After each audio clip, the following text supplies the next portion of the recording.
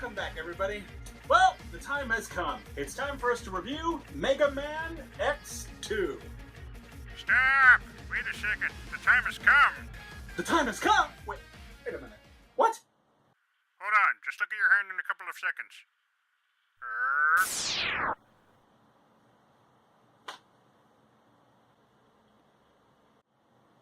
Oh.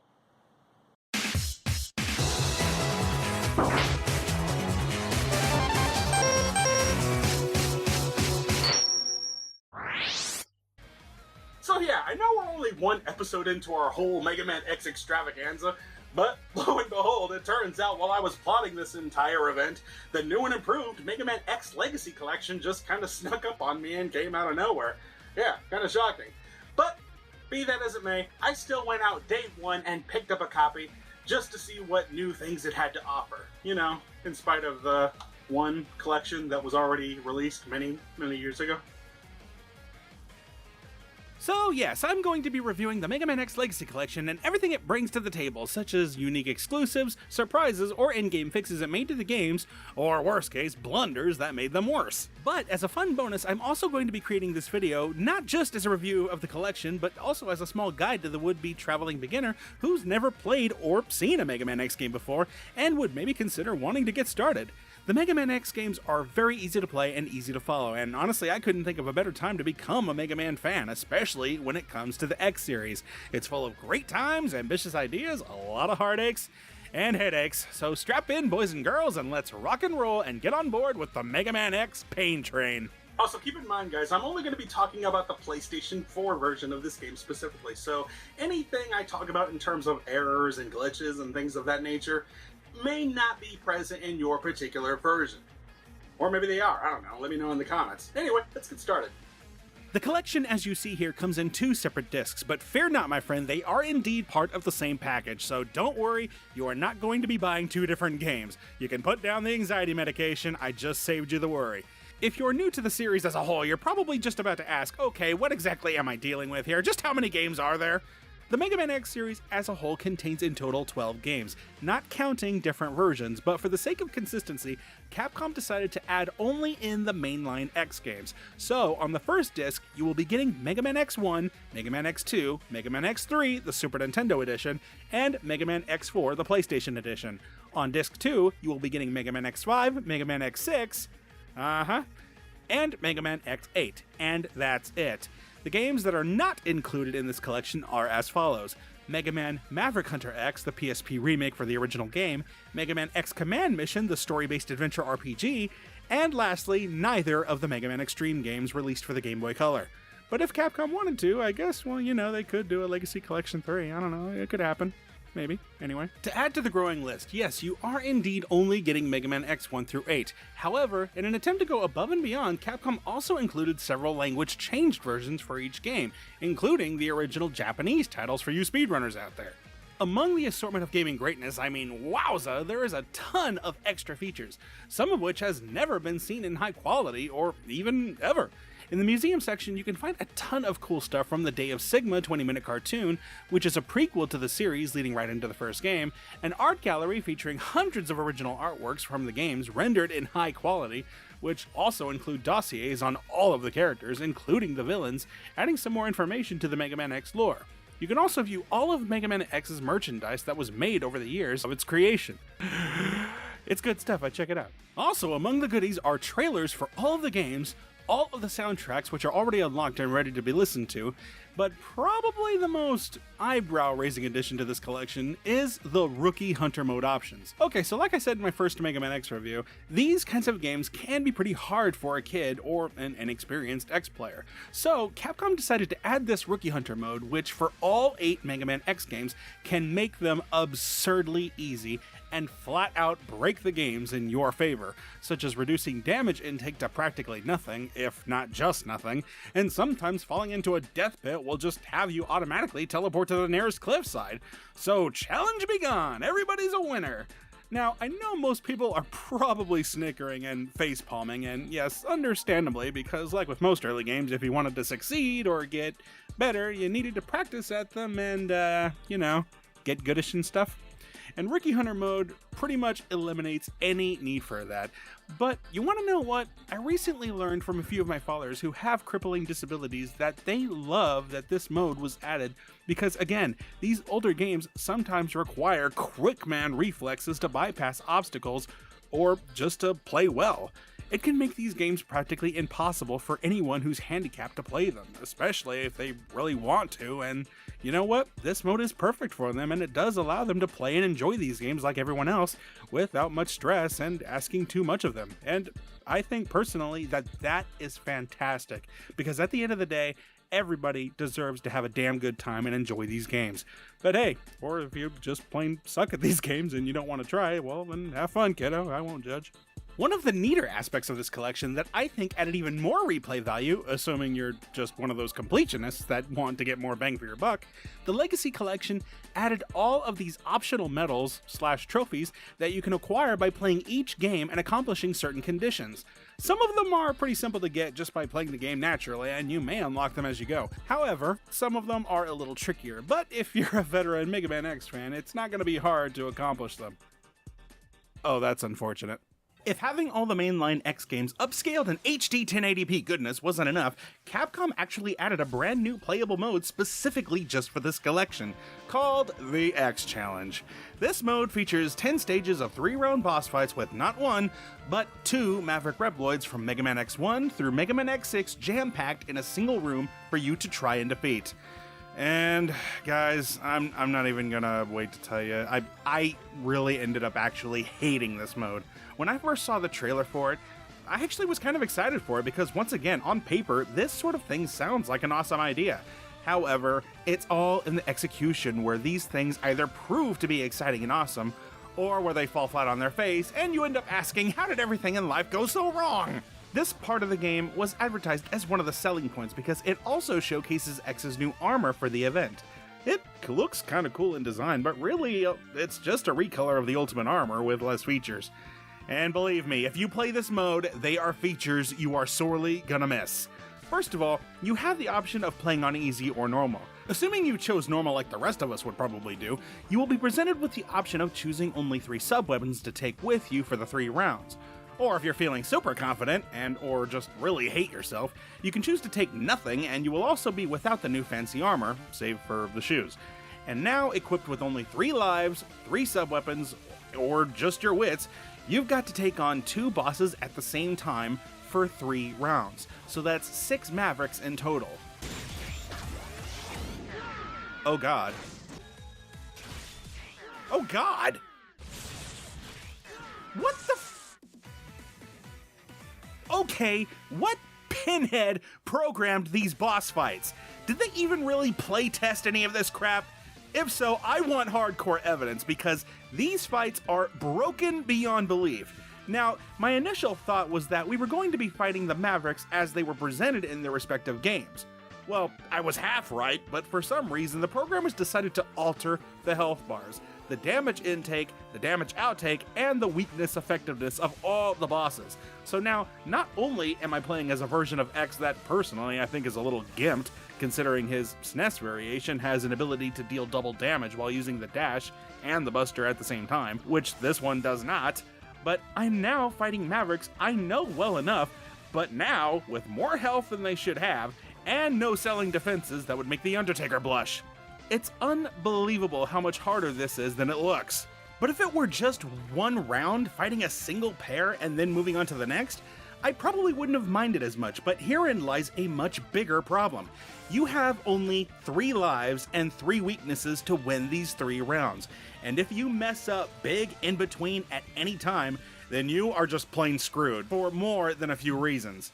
But one big one is once you finish a single fight, you immediately go on to the next, and any damage you sustained in that last fight is carried over to the next one with you. So already you're in a bind, but now you are at an even bigger disadvantage because you start off the next struggle crippled, which means you're gonna likely get your ass kicked this round, and then respawn with 1 less life, and with this cycle of 3 fights and 3 lives, the only conclusion is pretty much thus. For round 1, bottom line, don't die. If you die, then quit the entire match. and restart because you've already messed up. When round 2 starts, expect to die because there's little chance you're going to kill them before they kill you with what's left remaining on your health bar. Now, when the fight starts again, this is your one chance. Same as before, you gotta win this fight. If you fail here, you pretty much have 0 chance winning the 3rd round. When the 3rd fight starts, like before, you're probably gonna die, which means you're on your final life now. Once again, this is your last chance. You gotta be perfect. If you saved any sub-weapons up to this point, you better hope they are effective, because if you lose, you're doing all 3 fights over again. Ugh. And believe me, this isn't a good time. And there are 10 rounds of this stuff. Alright, now hear me out. This was actually a good idea, and it could have been executed better. But here are the main problems. 1, all of the bosses were designed with the mindset of fighting solo, and were not designed to work with others. So partnering these guys up in some weird-ass combinations, yeah, can create some interesting scenarios for a fight, but when they did this, I really don't think they really put a lot of thought into how overly chaotic some of these combinations can be. For example, bosses like Chill Penguin and Frost Walrus, or even Storm Eagle and Storm Owl, work fine, because you have a huge open area in which to maneuver and fight them. Yes, it's still a challenge, being of course 2-on-1, but at least here, I'm not confined to a small box where I'm forced to avoid oncoming attacks that are on their own tricky and difficult to avoid, but combined with a whole other Maverick and their attacks while in a small room. It's borderline impossible to fight effectively without getting bombarded by unavoidable projectiles, or worse, when the AI decides to use their own hitbox to damage me. Really, the only strategy, if you can really call it one, is to figure out what the best weaknesses are to bring to the fights and maybe cheese your way to victory by trying to exploit the AI wherever possible. Or do your best to quickly beat the troublesome Maverick first so you can at least make the fight bearable. But of course, it's far, far, far easier said than done. And you will no doubt get super frustrated at the many attempts. And ultimately, besides a potential spot on the leaderboards, sad to say, there's no real reason to put yourself through the torture. There's no super special bonus ending or a teaser waiting for you. It just ends. Second conclusive problem, having your health not regenerate in between fights was a mistake. I know they were going for challenge, hence the name, but this was way overdoing it. Considering how I just mentioned how next to impossible it is to finish one fight without an ass kicking on the side, it's unlikely you're going to start the next fight with enough health left to win. Conclusive number 3, continues should not have been a thing. I know the leaderboards are a big part of this whole mode, but I know there was a better workaround to predicting scores. If the fights are challenging like this, the score really should be determined on how many times you died and how effective you were in combat. And if you had less deaths and less damage, but managed to win anyway. That's how score could have been determined better, but the way they did it is really asking too much out of most players. And frankly, I'm just gonna say it, it's an unbalanced, broken mess of a battle mode. Some of these fights really do feel like they were selected at random, and some of these Mavericks and boss rooms just do not work well together. Not only is trial and error a big factor, but so is the luck factor, and it's a real test of my patience.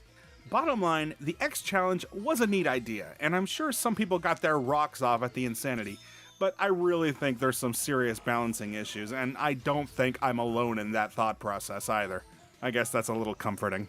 Oh, and you can forget about trying to beat it with just regular X, not without an insane amount of luck and the precision and calculations of Rain Man. When I first saw the X challenge in the trailer, I made the assumption all of the Mavericks were going to be unaltered and just taken completely from the games they were from, complete with their original unedited health bars and programmed damaged intakes. And the armor, well, it looks nice. I thought it was going to be a nice perk for the select few who actually just kind of needed it. That alone would have been enough, but to put in the extra effort just to make it what it is, I'm sorry, but this is not the fun and rewarding kind of hard that you know you can accomplish with enough practice. This is bullshit hard.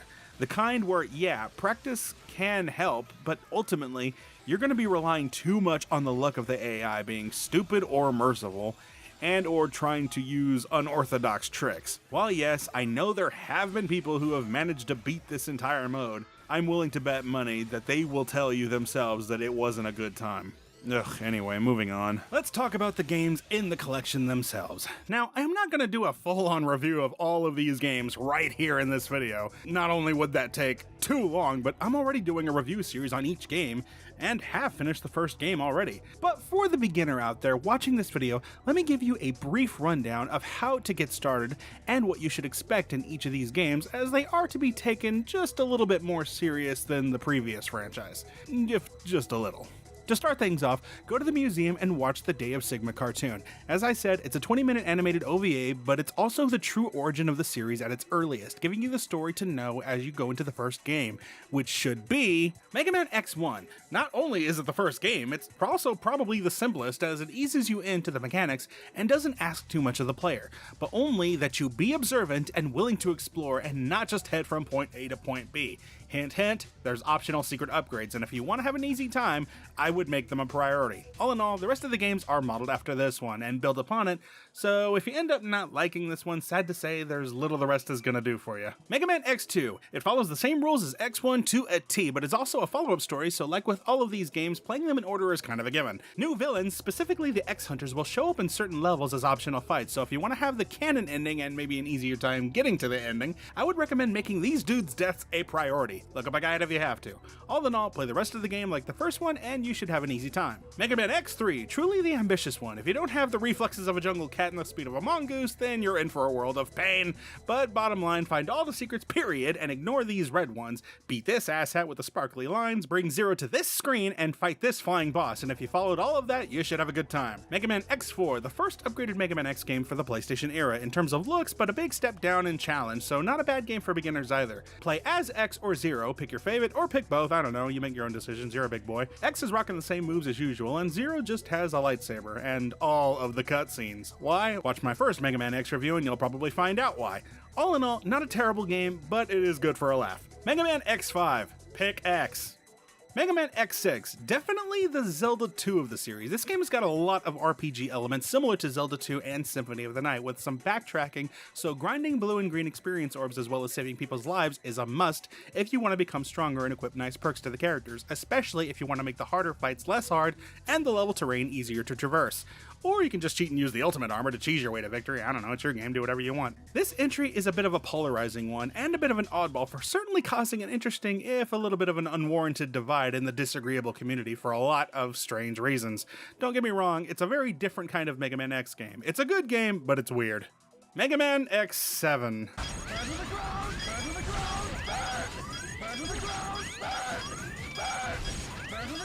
Prepare to suffer. Yeah, but in all seriousness, as weird as it sounds being, you know, the title character, Mega Man X is something you actually have to work for, and well, yeah. Step 1, make getting his ass the biggest priority, and make sure to save and give him all of the power-ups.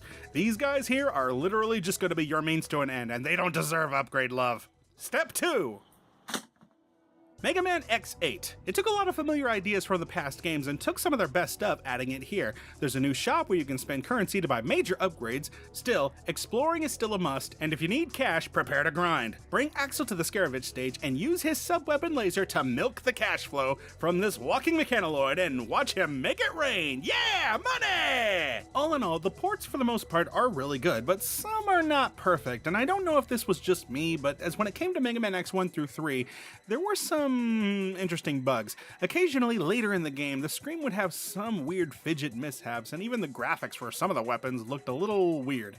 But probably the biggest potential issue, which I do need to mention, I don't know if this is just me or my television, but when it comes to these 3 games specifically, there's a small input lag in the controls. This could potentially go unnoticed to the untrained player, but if you are just coming off of the original games and the hardware, it's a noticeable concern, and if this is not just a PS4 issue, I can imagine this being a major hurdle for veterans, especially speedrunners.